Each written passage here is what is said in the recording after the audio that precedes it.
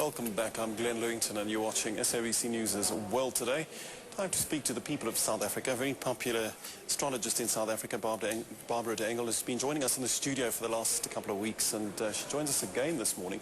She's going to be telling us about psychometry. Barbra, in a nutshell, what is psychometry? Psychometry is my ability to pick up messages pertaining to a person that are almost like anchored in something that belongs to them. We constantly radiate energy anyway.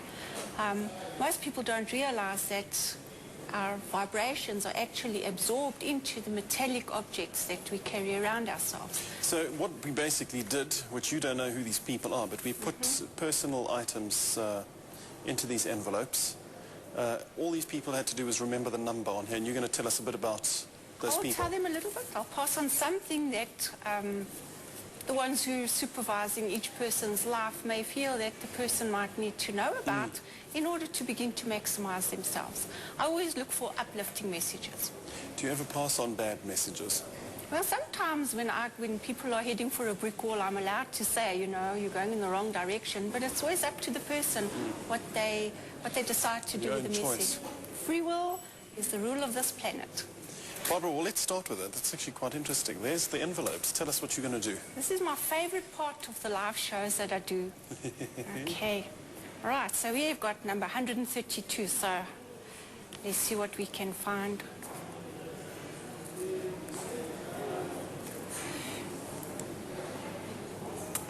Right, number 132. I get a very strong feeling that you need to be very careful about something that you're doing in your life.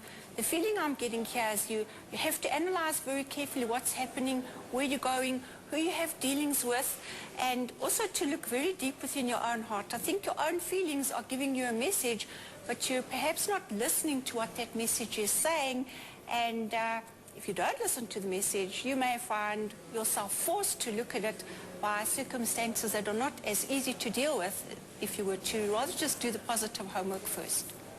132. I don't even know what 132 is. One of our studio staff. Who's 132, guys? Herman. Well, that makes sense. Cameraman number 1. I told you to be careful of me. Barbra, you want to do the next one? Number 160.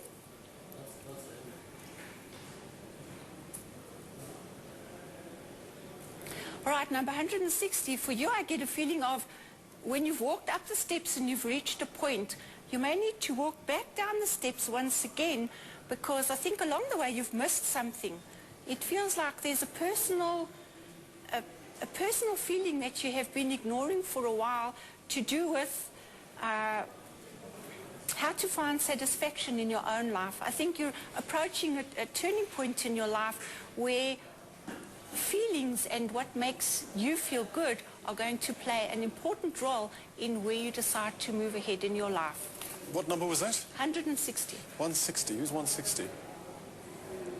None of this crew owning up to owning number 160. This must be timely. 160's disappeared. Barbra, how long does it take you to... Is it something, the minute you touch this, you get a sense of what you want? I need to actually attune myself to the vibration in the object. Sometimes it's really there, and sometimes it's almost like when you put your foot into a shoe that's a little bit stiff.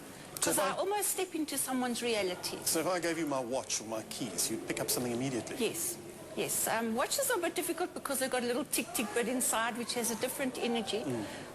But car keys, rings, earrings, they all have a message. You must be fun to have in the kitchen.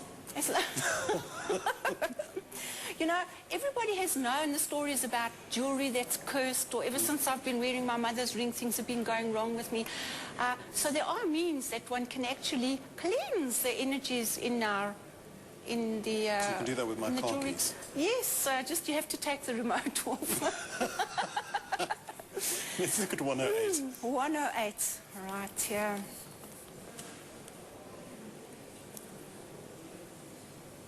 All right, number 108, I get an awful feeling of a head that's getting very sore. I think you've been bashing your head against a brick wall.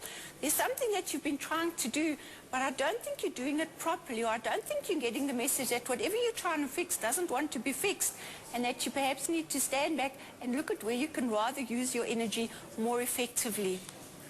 I do feel this has got something to do with one of your relationships, and you need to look very carefully at why you want to get the situation sorted out and perhaps why the other person isn't being as cooperative. And that's 108. 108. Who's 108 in the studio? Do you know what I actually thought it was going to be? Who's 108? I thought it was our auto cue operator for a moment, because she's continually trying to fix the auto cue and she never actually succeeds. And she's hiding away behind the camera. She doesn't want to come out. Perhaps she needs a new auto cue. I think we need a new auto cue operator. Victoria? She's not coming out. 113. All right, here, 113.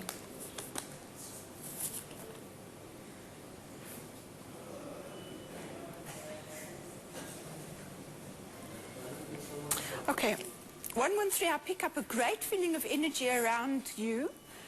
I think you're gearing up courage in order to do something that you're not quite sure how other people are going to handle it, and it's probably a step out of your comfort zone as well. I get a feeling of a little bit of nervousness, you know, like when you're standing at the top of the roller coaster and you look down and say, ooh, it's a long way. But go ahead. You've been waiting for an opportunity to do or say what you need to say. Don't be too scared, because then you'll lose momentum and you'll regret afterwards not taking the chance. That was 113. 113. Who's 113? Oh, now it's Victoria. Well, we can't see her. She's out of shot. Victoria, do you agree with that? She agrees with that. Does she agree? Oh, she agrees with that. Okie dokes. Number 151.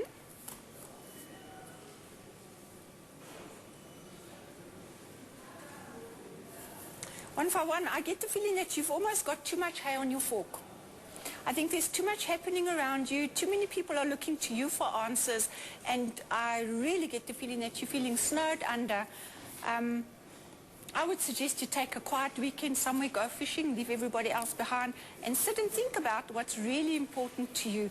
It's not that you have to stop doing it, but I think you just haven't structured your life properly, and so you're overwhelmed. What number was that? 151. Who's 151? That's our floor manager. Tommy, do you agree with that? You need a weekend? I think you need a weekend away. I think you need a year away. But you agree with that? There we go. Wow. Okay. There we go, but they said he can't fish. He can't fish. He doesn't have to catch fish. Just watch the water. It'll be good for you, yes. Number 141.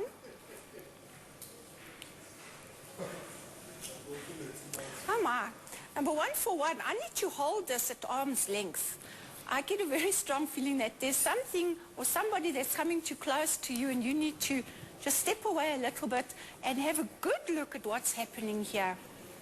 I think this has an emotional context. I think someone has figured out one or other of your tricks, number 141, and you need to back off a little bit and ask yourself, do you want to still play the same game, or do you want to just take a breather?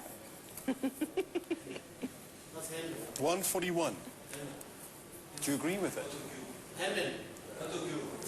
What games are we playing that you're not telling us? Do you not find that it can be irritating to you when you touch something and it's giving you vibrations and trying to tell you There are some something? things I cannot pick up. Just as when someone's energy is wrong, I cannot even look at them. You know, when you look at people, you can actually see they're alive, there's someone behind the eyes. When I do meet people like that, I always refrain from doing business with them, and I will not even do a reading for someone if I can't, if it feels wrong. You can pick up negative vibes very, very clearly.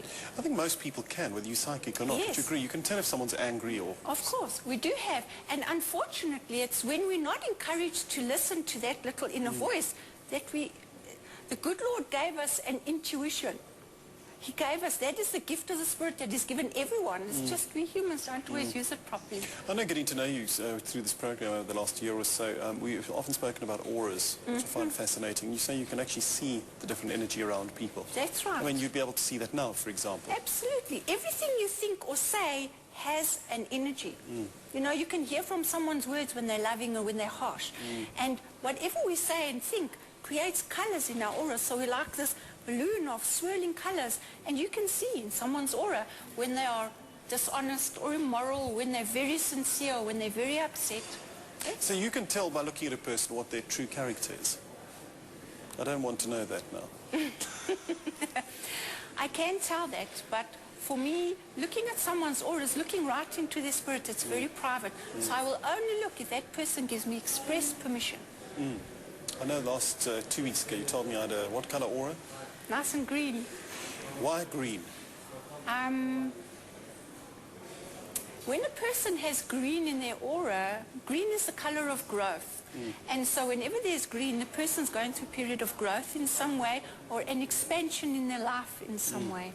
So it relates to what you're going through at that time. Very much. Barbra, once again, fascinating. Your website again? That's Barbrad'EngleTarot.com. Easy enough, Barbrad'EngleTarot.com. And next week we're going to welcome you back talking about? I'm going to be talking about past lives and the regressions I do, which is absolutely fascinating. Barbra, thanks once again for joining us here on The World.